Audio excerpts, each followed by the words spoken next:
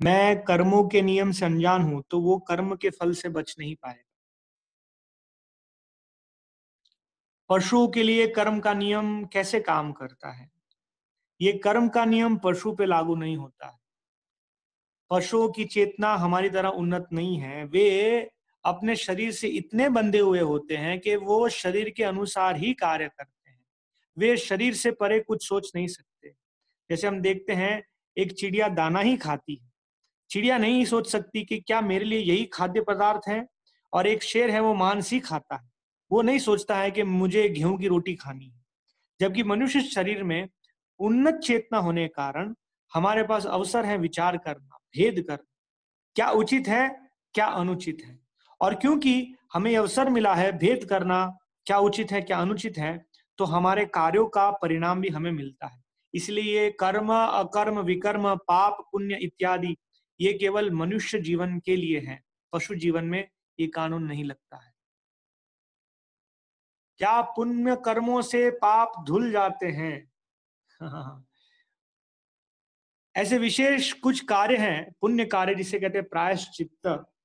हम आ, आगे जब समय मिलेगा इस विषय पर चर्चा करेंगे। परीक्षित महाराज पूछते हैं कि पाप कर्म से मुक्त होने के लिए लोग प्रायश्चित करते हैं, लेकिन वो प्रायश्चित करने के पश्चात फिर से पाप कर्म करते हैं। वे उपमा देते हैं कि हाथी स्नान मन्ये कुंजर शौचवत, क्वचित निवर्तते भद्रात् क्वचित चरति तत् पुनः प्रायश्चित्तम अथोपार्थम मन्ये कुंजर शौचवत। एक हाथी जब स्नान करने जाता है तो स्वच्छ हो जाता है जल में, लेकिन बाहर आके सारी धूल फिर से अपने शरीर पे डाल देता है। तो ये है कि हम कुछ प्रायश्चित करने से के पाप कार्य के फलों से मुक्त हो सकते हैं, लेकिन पुनः क्योंकि हमें पाप करने की वृत्ति नहीं गई है, वो पाप करने का बीज जरूर है हमारे हृदय में, इसलिए हम पुनः फिर से पाप करना शुरू कर देते हैं। गंगा में स्नान करने से पाप कर्म धुल जाते हैं, लेकिन बाहर आने पर हम फिर से पाप कर्म करते हैं। तो ये हमें समझना होगा, इस विषय को समझना होगा। इसी के संबंध एक वर्णन है शिव जी तथा पार्वती जी के बीच में। पार्वती जी शिव जी से पूछते हैं कि जो गंगा में स्नान करते हैं क्या उनके सारे पाप कर्म धुल जाते हैं? शिव जी कहते हैं हाँ और ना। तो पार्वती जी पूछती है कैसे इसे समझे? तो शिव जी एक ऐसे व्यक्ति का रूप धारण करते हैं जिनको कोढ़ हो गया है, और पार्वती जी उनके पत्नी के रूप में आते हैं। और शिव जी कहते हैं आप अभी जो भी व्यक्ति इस गंगा में स्नान कर रहा है उनसे कहिए कि आपने गंगा में स्नान किया है, आपके सारे पाप कर्म धुल गए हैं। तो आप अगर मेरे पति को छुएंगे तो उनकी ये बीमारी, कोढ़ की बीमारी चली जाएगी। लेकिन यद्यपि अगर आप के पाप के कर्म नहीं धुले हैं तो आपके स्पर्श करने पर ये बीमारी आपको लग जाएगी। तो जब पार्वती जी अलग अलग लोगों से पूछते हैं, लेकिन कोई भी शिव जी को, यानी अर्थात उस व्यक्ति को जिसको कोढ़ हुआ है, उनको छूने नहीं आते हैं। तो शिव जी यही कहते हैं कि वे लोग स्नान जरूर कर ले, लेकिन इनकी कोई श्रद्धा नहीं है, और जिस व्यक्ति की श्रद्धा नहीं है उनके पाप कर्म कभी नहीं धुलते। अगर सब भाग्य पर निर्भर है तो मैं क्यों जवाबदार? भाग्य पर सब कुछ निर्भर नहीं है। हमारी स्वतंत्रता, हमारी स्वतंत्र इच्छा भी है, जैसे हमने एक या दो सत्र पहले चर्चा किया। हमारी स्वतंत्रता का दुरुपयोग करने से हमें उसका परिणाम मिलता है, इसलिए हम ही जवाबदार हैं, हम ही जिम्मेदार हैं इसके। तो मेरे कर्मों का साक्षी कौन है? वास्तव में भगवान हम सबके हृदय में परमात्मा के रूप में निवास करते हैं। भगवान कहते हैं मैं साक्षी हूं, गतिर भरता प्रभु साक्षी। हम्म, भगवान कहते हैं उपद्रष्टा च अनुमंता च, मैं ऑब्जर्वर ओवरसीयर, मैं देखने वाला हूं, आपकी इच्छाओं के अनुसार हाँ या ना करने वाला भी मैं ही हूं। तो भगवान स्वयं देखते हैं परमात्मा के रूप में, और भगवान के प्रतिनिधि हैं। दिन रात, दसों दिशाएं, अग्नि, वायु, सारे देवतागण, ये सब भगवान के प्रतिनिधि है। भगवान है उपद्रष्टा, हमारे हृदय में बैठे हैं, हर एक के हृदय में है। तो हमारे जो पाप कर्म है, मांसाहार, नशा, जुआ, व्याभिचार, हाँ, ये विकर्म है और उस विकर्म की स्थिति में हम नरक लोग जाते हैं। और अकर्म अर्थात भगवान की दिव्य सेवा, नवधा भक्ति, श्रवणम, कीर्तनम, विष्णु स्मरणम, अर्चनम, पाद सेवनम, वंदनम, दास्यम, सख्यम, आत्मनिवेदनम, जिसकी प्रारंभ होगा श्रवण, सुनना और भगवान का नाम उच्चारण करना, कीर्तनम, हरे कृष्ण कृष्ण कृष्ण हरे हरे, हरे राम राम राम हरे हरे। तो कली संतरण उपनिषद में वर्णन है, इति षोडशकम नाम नाम कली कल्मष नाशनम नात परतरोपाय सर्व वेदेषु दृश्यते। ब्रह्मा जी कहते हैं नारद मुनि को कि मैंने सभी वेदों का दर्शन किया है और इस युग के लिए इससे परे और कोई विधि नहीं है। अगर हम चाहते हैं कि हम ये कर्म के बंधन से मुक्त हो जाए और भगवान के चरणों को प्राप्त करें, तो पूरी श्रद्धा और पूरी गंभीरता के साथ हमें इस सरल विधि को अपनाना होगा। कई लोग ये विधि इतनी सरल है इसीलिए नहीं स्वीकार करते कि हरे कृष्ण करने से क्या होगा। हरे कृष्ण महामंत्रेर यही तो स्वभाव, जे जपे तारे कृष्ण उपजय भाव। ये सरल है लेकिन हमारे हृदय में वास्तव में हमारा जो दिव्य प्रेम है कृष्ण के प्रति, उसको उद्भव देता है। तो सभी भक्तों से अनुरोध है, आप पूरी गंभीरता से हरे कृष्ण महामंत्र को जप कीजिए। हमारी बुद्धि से हम प्रयत्न कर रहे हैं इन सब विषयों को समझना। उसका परम गंतव्य है कि हम निरपराध पूर्वक भगवान के इस दिव्य नामों का उच्चारण करें और भगवान का नित्य संग प्राप्त करें। हरे कृष्णा। अगर आपके कुछ प्रश्न हैं इस संबंध में तो आप पूछ सकते हैं।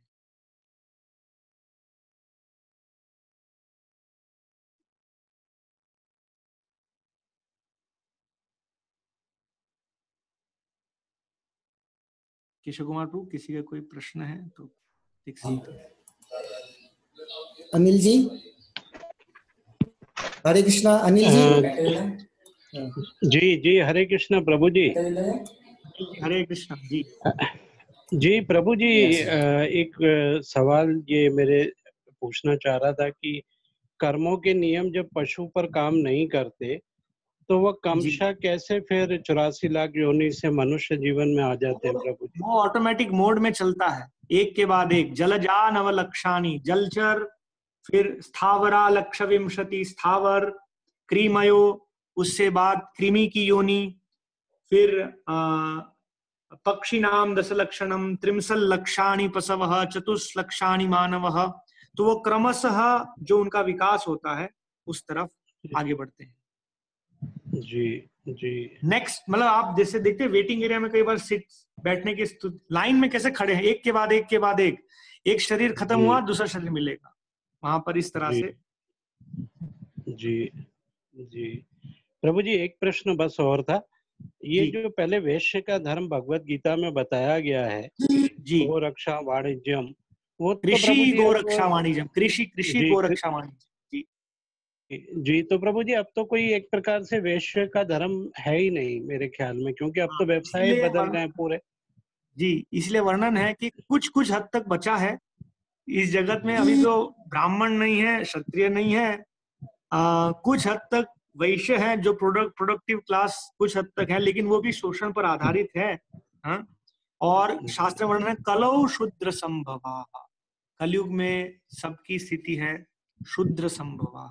हम नहीं जानते वास्तव में क्या करनी है, इसलिए हम देखते हैं कि भगवान की दी हुई इकोनॉमिक सिस्टम, अर्थव्यवस्था है कृषि और गोरक्षा पर आधारित। और आज हमने समाज बनाया है कि हम उसी को परित्याग करते हैं। आज अधिकांश लोग क्या सोचते, उनका जीवन क्या है, ना कृषि पर आधारित है ना गोरक्षा पर, दोनों के हनन पर। गाय को मारकर शहर बने हैं, ये काउ स्लॉटर हाउस, उस पर आधारित सभ्यता है।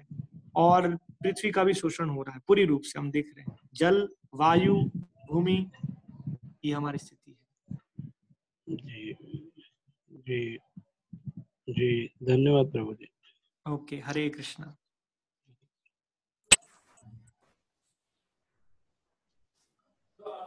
तो किशोर कुमार प्रभु, और प्रश्न है या समाप्त कर? हाँ, एक प्रश्न है।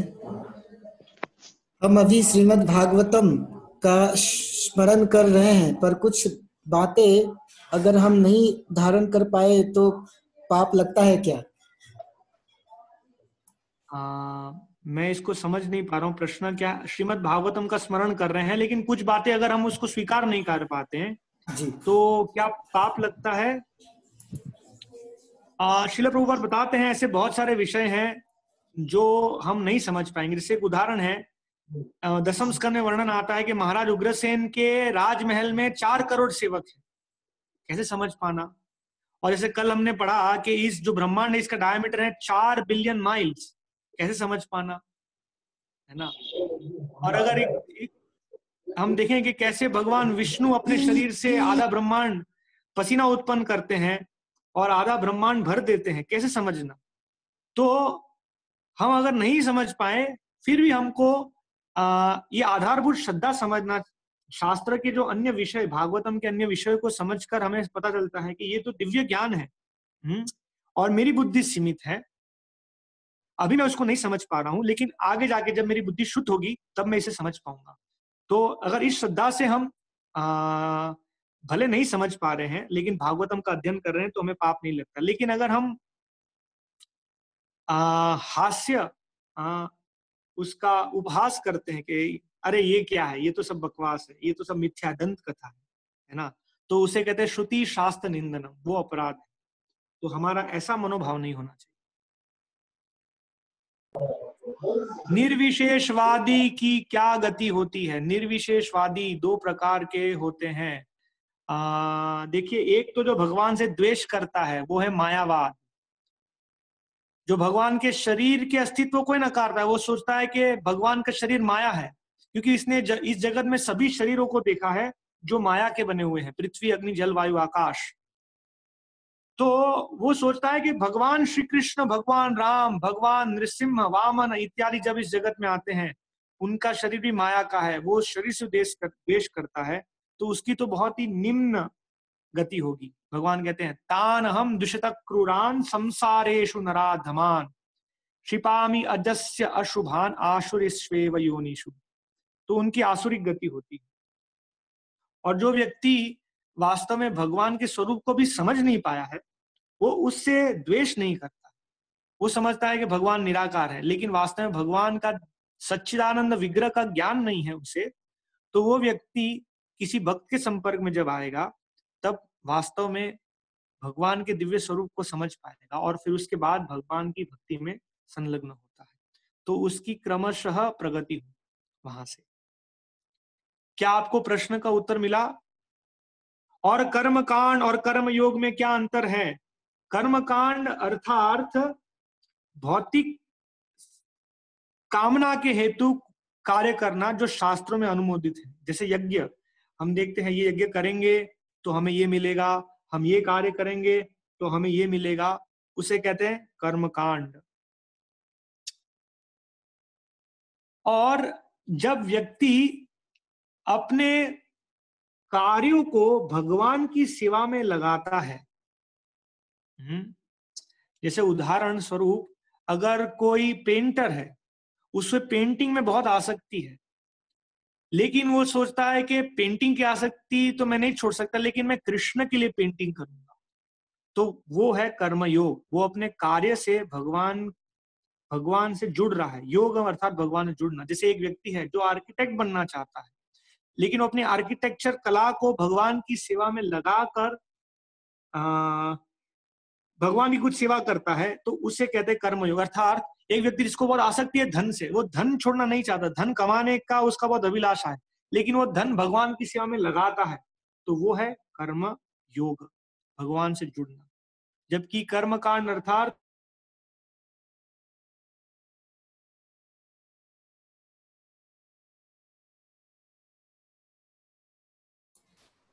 हरे कृष्णा, हरे कृष्णा,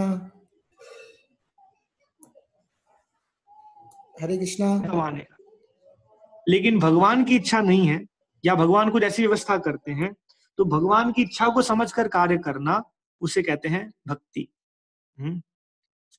जहां हमारा किसी एक कार्य के प्रति स्वयं का लगाव नहीं है, भगवान की जो इच्छा है हम करने के लिए तैयार हैं, भगवान की प्रसन्नता के लिए कुछ भी करने के लिए तैयार हैं, वो है भक्ति। ऋषिकेश सेवनम भक्ति रुच्यते। जी, और कोई प्रश्न है केशव कुमार प्रभु? मनोज प्रभु, आपको उत्तर मिला?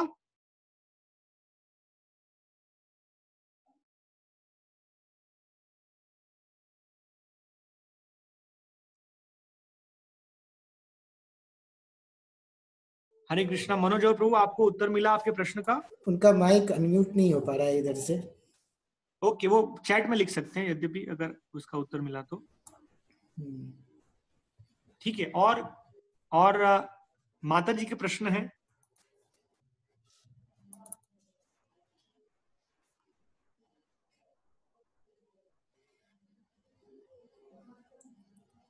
केशव कुमार प्रभु?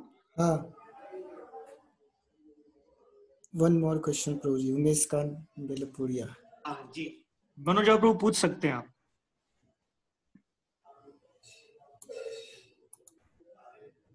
अभी भी नहीं हो पा रहा है म्यूट। वो लिख सकते हैं, आप लिख सकते हैं, अगर आप संभव है तो लिख सकते हैं।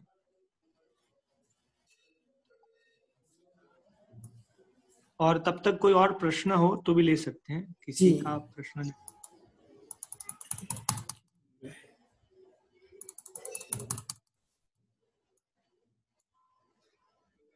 एक और प्रश्न पूछ रहे हैं लेकिन उनका भी माइक अनम्यूट नहीं हो रहा है। अच्छा, ठीक है, कोई नहीं। आप ऐसा है तो एक बार सबको अनम्यूट करके फिर से देख सकते हैं, अगर ऐसा हो रहा है तो सबको अनम्यूट करके फिर म्यूट करें ऐसा।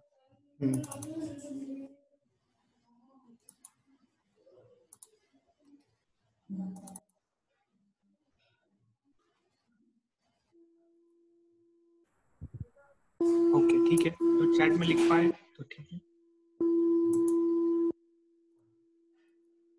आप दवाई है।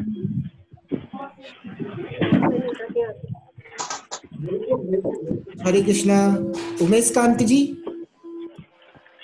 उमेश कांत जी, जी अपना प्रश्न पूछ सकते हैं आप। हाँ, यस प्रभु जी। अभी ये पता सबको है म्यूट जैसे कर दीजिए। बोलना पड़ेगा जो थोड़ा सा। मीटिंग में आसक्ति है, क्यों ये करो ना, नहीं चाहता की सेवा में लगा था तो उसे ये तो सैनिटाइज वो करने के लिए हैंडल वगैरह। उसे क्या उसे आत्मा नहीं कहते। अरे तो मैं बनाने ही आई हूँ, खाने थोड़ी आई हूँ। बात नहीं कर रही तो वो लगा बनेगी जाओ क्या बन गई। हो गई क्या? बन गई सारी? बन रही है ना, तो फिर क्यों बोल रही हो? तुझे मन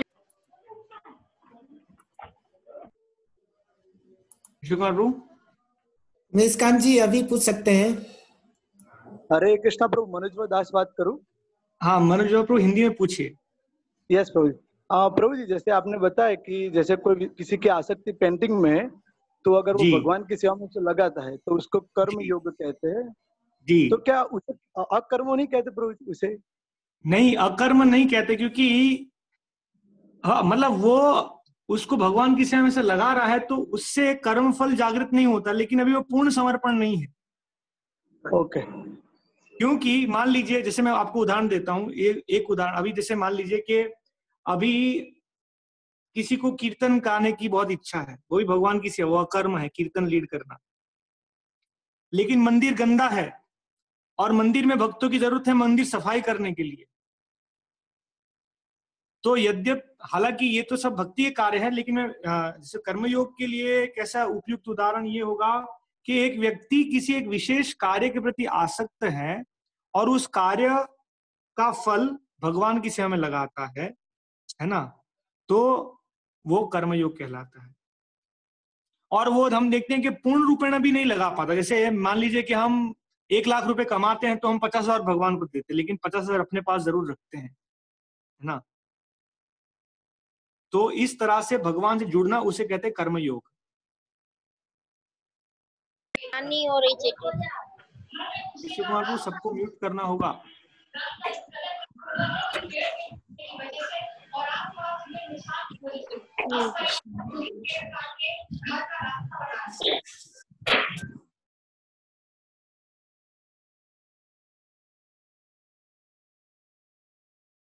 और प्रश्न किसी का?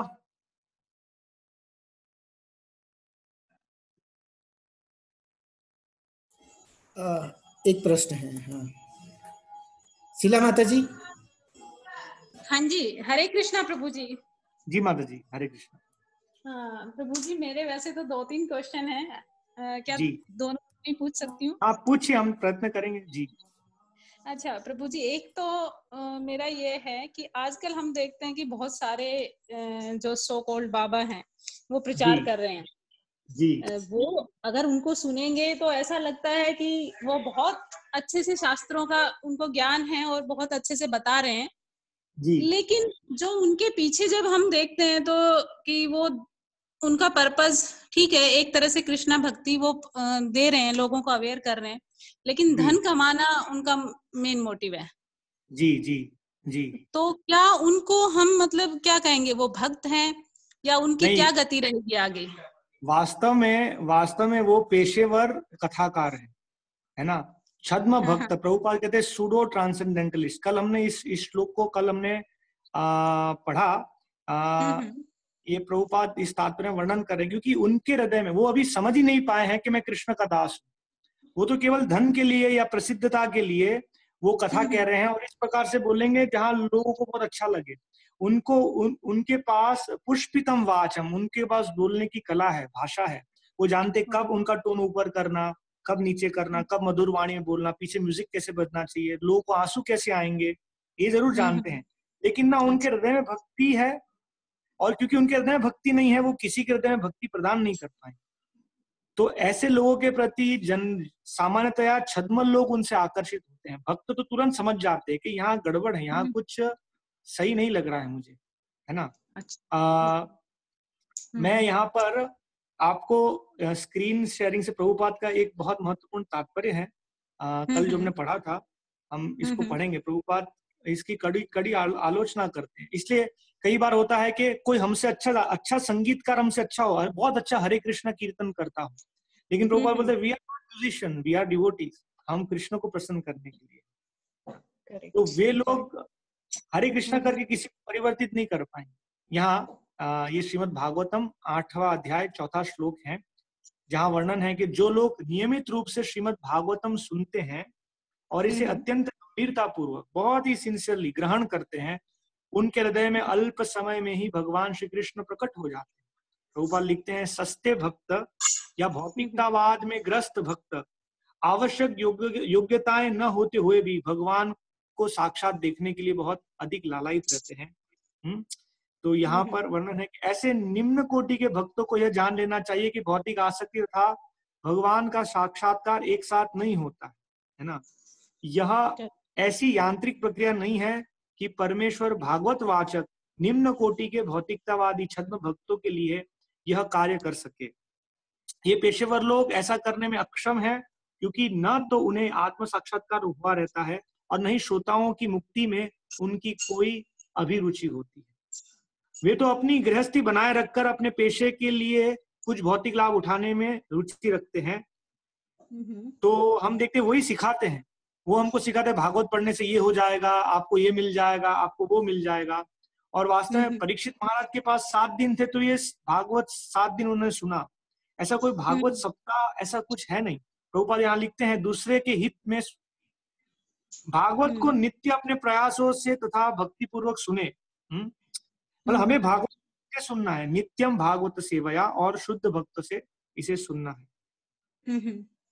ये यहाँ वर्णन है। ये आखिरी पैराग्राफ पढ़ता हूँ। किंतु छद्म भक्त अपनी सनक के अनुसार भगवान का दर्शन करने का बहुत इच्छुक रहता है। वह भागवत को नित्य सुनने के लिए न तो कोई प्रयास करता है, नहीं भौतिक लाभ की इच्छा से विरक्त हो पाता है। तो हमें ध्यान रखना चाहिए, ऐसे लोगों से नहीं सुनना चाहिए। जी, आपका और प्रश्न था? हाँ, तो इसी से रिलेटेड प्रभु जी, जैसे मेरे पिताजी हैं, वो कभी कभी मतलब उनका इच्छा रहता है कि साल में एक बार श्रीमद् भागवत की कथा करवाई जाए। तो ये फिर करवाना चाहिए कि फिर नहीं करवाना चाहिए? क्योंकि जो लोग आते हैं उनको तो फिर नहीं करवाना चाहिए। इसका कारण है, हमारे एक महान आचार्य सनातन गोस्वामी, वे हमको सनातन गोस्वामी श्रील प्रभुपाद इस श्लोक को बार बार सिखाते हैं।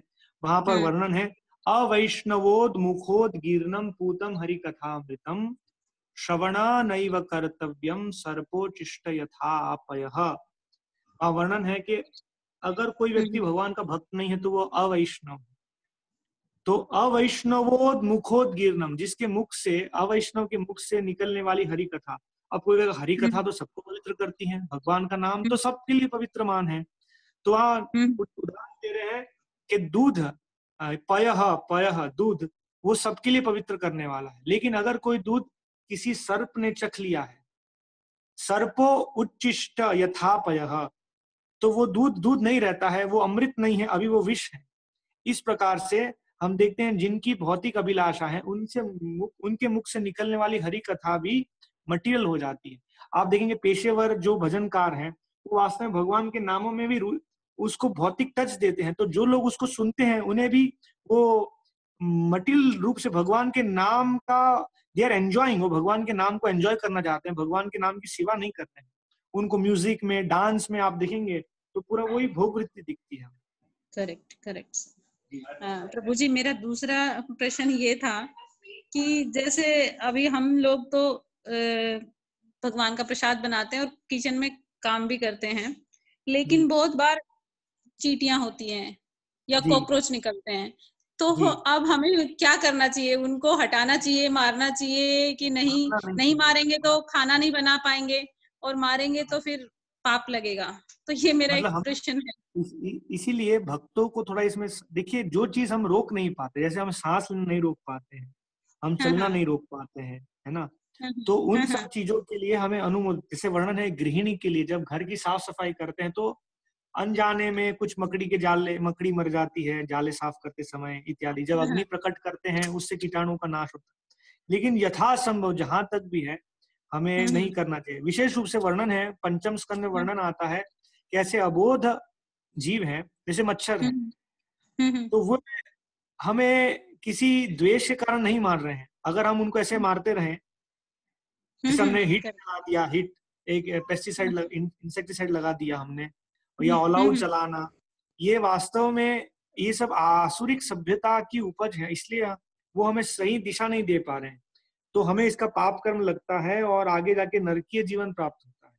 इसीलिए हम देखें तो मच्छरदानी उपयोग करना, जिसमें हम उनको मार नहीं रहे हैं, है ना, या चींटियां लगी है तो हम जो उसको धूप में रख दें उस सामग्री को, चींटियां चली जाए वहां से, तो उनको मारने का जानबूझकर प्रयास नहीं हो, ये हमें करना। ओके प्रभु जी।